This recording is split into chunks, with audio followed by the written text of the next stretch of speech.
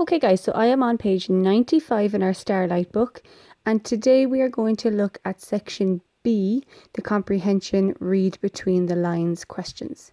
Now, as you know, these questions are a little bit more detailed than section A. They're a little bit more deep thinking and a little bit of your own opinion in here as well. So the answers are going to be a little bit longer than section A. So firstly, let's remind ourselves of the two poems before we go through these questions. So I'm going to start by reading Rain Poem by Elizabeth Coatsworth. The rain was like a little mouse, quiet, small and grey. It pattered all around the house, and then it went away. It did not come, I understand, indoors at all until it found an open window and left tracks across the sill. So as we mentioned last week, the poet here compares the rain to a mouse. So that makes me think that it's not very heavy rain, it's just a light shower maybe. And I think that because of the words that she used. So she says pattered, and she also said it left tracks across the sill. That makes me think that it's just little drips on the windowsill and not huge puddles like the poet mentions in the other poem. So this is a nice little poem where the poet describes a rainy day. So let's read through the next poem now, Weather by Eve Merriam. Dot a dot, dot, dot a dot, dot, spotting the window pane. Spack a speck, speck, flick a flack, fleck, freckling the window pane. A spatter, a scatter, a wet cat a clatter, a spatter, a rumble outside. Umbrella, umbrella, umbrella, umbrella, bumbershoot barrel of rain. Slosh a galosh, slosh a galosh, slither and slather a glide. A puddle, a jump, a puddle, a jump, a puddle, a jump, puddle, splosh. A juddle, a pump, a luddle, a dump, a pudmuddle, jump in and slide. So this poem definitely makes me think that the rain is much, much heavier here because of the words the poet uses.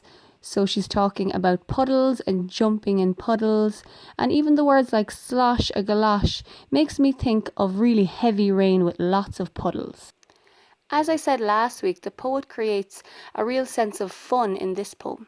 It seems to me like the poet is really enjoying this rainy day. Sometimes we think of a rainy day and we think of being stuck inside with nothing to do, but this poet is out enjoying the rain. She uses lots of sound words here and creates lovely imagery of people out enjoying the rainy day. So let's go through the questions now.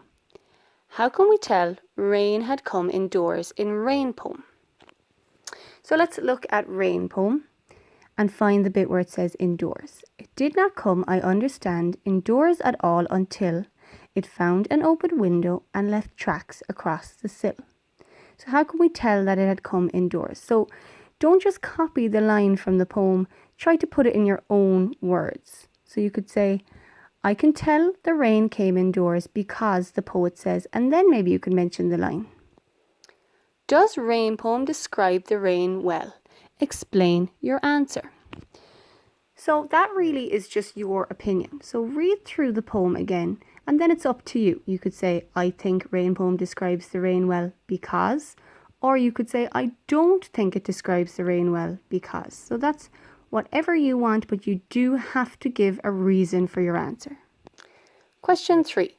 What do you think the rumble outside in Weather might be?